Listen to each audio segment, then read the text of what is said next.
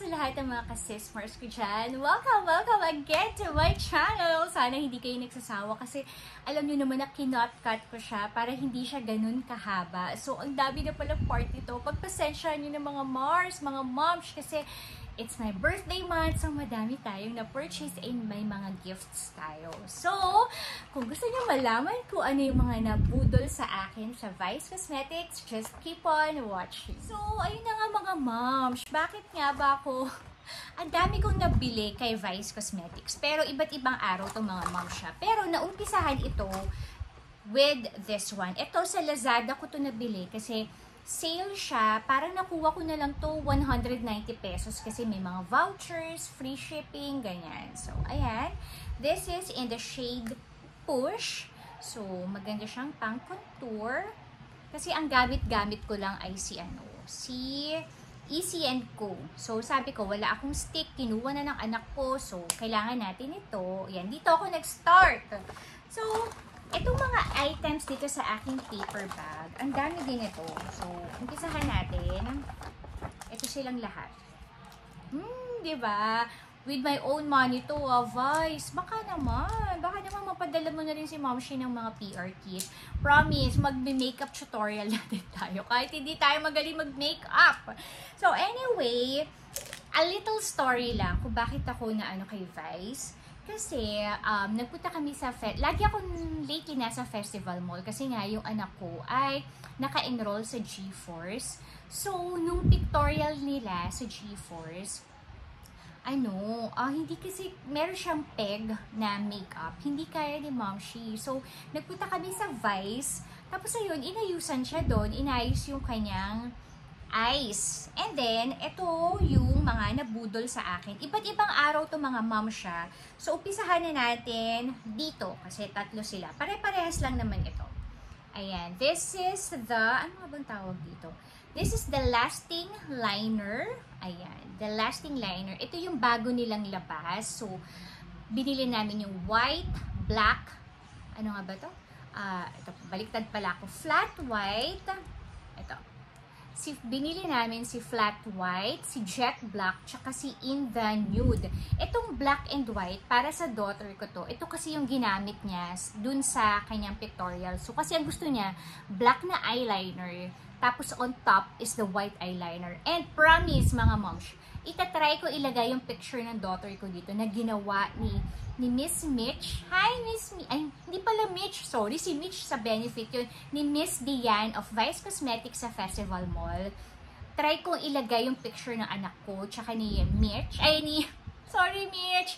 Tsaka picture ni Miss Diane dito para makita nyo. So, ito yun. This is 245 each. And then, na-in-love ako kay nude kasi ang ganda niya mga moms. Tignan nyo. Ayan, naglagay ako dyan sa aking waterline in the nude. Parang, alam mo yun, nag-iba, nabuhay yung mata ko nung naglagay ako ng eyeliner na nude dun sa aking face. Nakaka-open up siya ng eyes. And I'm loving it. Sobra. So, kasama na to sa aking makeup palagi. The in the nude, 245 pesos each. And then, ito pa yung gustong-gusto ko kay Vice na itry. So, this is their Snap Sticks. Ayan. Snap Sticks. Ito yung Rosé and si Rosewood. This is Rosewood and this is Rosé. Si Rosewood yung matte. So, ano natin? Paano ba? Ito si Rosewood. Ayan. Siya yung matte. And then, ito naman si Rosé. Ito yung may shimmer. Kita ba? Ayan, diba? Ang nice si Rosewood and si Rosé. So, yan yung gamit-gamit ko ngayon sa aking eyes. Ayan, kung mapapansin nyo. Yan yung gamit ko. And super love ko tong dalawa. Alam nyo naman si Momshi ay hindi magaling mag-makeup. Ano lang ako, gusto ko lang nagme-makeup, gusto ko lang nag-aayos ng sarili ko. Ayan, diba? Ako lang gumawa niyan. So, wala lang. Ang sarap kasi ng feeling kapag maganda ka. Maganda. I mean, kapag nag-aayos ka, diba? Ang sarap lang ng feeling.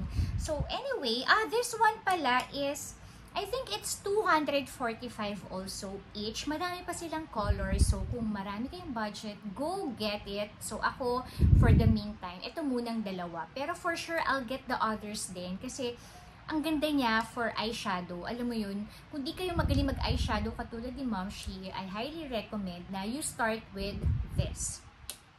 And then, hindi ko tuloy alam kung ano ilalast. Ay, hindi pa pala. Sige. Ito yung pinaka-last na nabili ko. Kasi sabi ko, ang bronzer powder ko lang na ginagamit ay yung aking, sino ba to? Si Benefit na medyo pricey siya. Alam nyo naman, pricey talaga si Benefit. Ay, ano pa pala to? Naka-close pa pala siya. So, ayan. Ang ganda kasi ang ganda ng, tingnan nyo mga moms. Oh, diba? Ang ganda ng ang gandang gamitin na bronzer para may konting shimmer siya. So, ayan, very excited ako siyang gamitin. Tsaka naka-sale. Nung binili ko to, naka-sale siya na hindi ko na matandaan yung price. Parang 315 pesos na lang ata to. So, for daily, ito yung gagamitin ko. And then yung benefit ko, gagamitin ko lang siya kapag lalabas ako. So, it's so nice. Ang ganda ng packaging, no?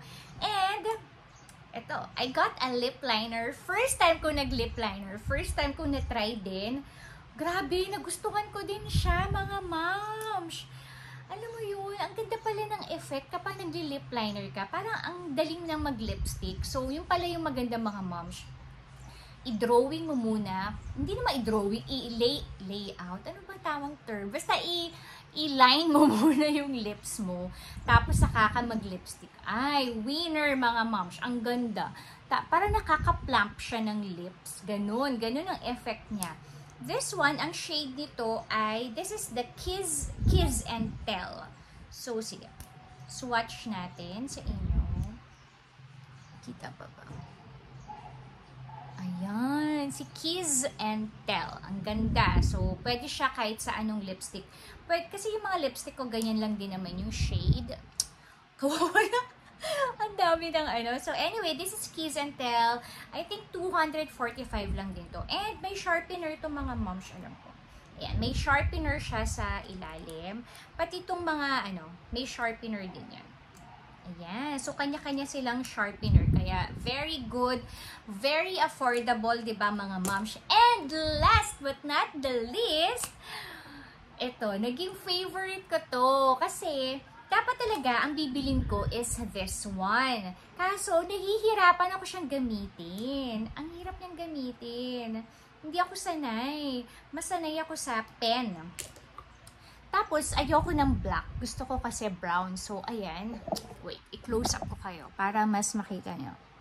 Kikita nyo ba? Marunong na ako mag-wing. Ayan. Oh, di ba? May wing na si Momshi. May wing eyeliner na. And then, kita ba? Ayan, may eyeliner na ako dyan. Ang gamit-gamit ko is this one. Ang shade nito ay soft brown. Ayoko kasi ng black. Parang for me mataray siya. Pero yung anak ko kasi gustong-gusto niya ng color black. So, I got this soft brown. Yung kay, kay Mama Ann. So, Mama Ann. Alam niyo si Mama Ann, siya yung pinaka-unang-unang vlogger na talagang sinalo ko, sinubaybayan ko. Ayan. Yan yung mga OG na vlogger talaga. So, i-ano ko sa inyo.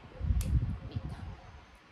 Hindi siya maganda kapag sinulat dito. Parang ma-brown siya, diba? Pero pag nasa skin mo na siya, mga moms. Ayan siya, diba? Pero pag nasa skin mo na, hindi ganun yung pagka-brown niya. Diba? Ang ganda. Diba? I love the nude also. Diba? Parang may bago sa eyes ni Momshi. Diba? Napapansin niyo ba yun, mga moms? Well, anyway, so, ayun lang naman yung mga nabudol sa atin ni Vice Cosmetics. Oh my gosh! Ayan. So, that's it for my Vice Cosmetics haul. So, lalagay ko na lang po yung picture ng anak ko nung pinicturean siya, tsaka ni Miss Diane, para magkaroon kayo ng idea. So, yun lang, I highly recommend din si Vice if you're looking for an affordable makeup. Grabe, si Vice ang kasagutan, lalo na yung sa mga teenager dyan, diba? Sobrang affordable. Start with this, mga kids, mga bagets, mga millennial. Believe me, ang gaganda, worth it. sobrang affordable, as in swak na swak sa mga budget ng mga estudyante dyan, o kaya kung nagtatrabaho na kayo and alam niyo yun, may yung limited ang budget. Ay, nako, panalo si Vice. Grabe. Sobrang worth it at ang ganda ng quality. So, yun lang masasabi ko. So, yun lang mga moms. Meron pa tayong last na haul. Ito naman yung ating clothing haul. So, abangan nyo. Last na yun mga moms. Promise. So, anyway, that's it for our vlog. Thank you for watching mga moms. Stay safe and God bless. Bye! Mga moms, pahabol lang. So, I forgot this one. Ito yung kanilang Vice Ganda na One and Done Sticks na Society. Ito yung kanilang highlighter. Nakalimutan ko kasi nailagay ko na. So, ayan. Ang ganda, diba?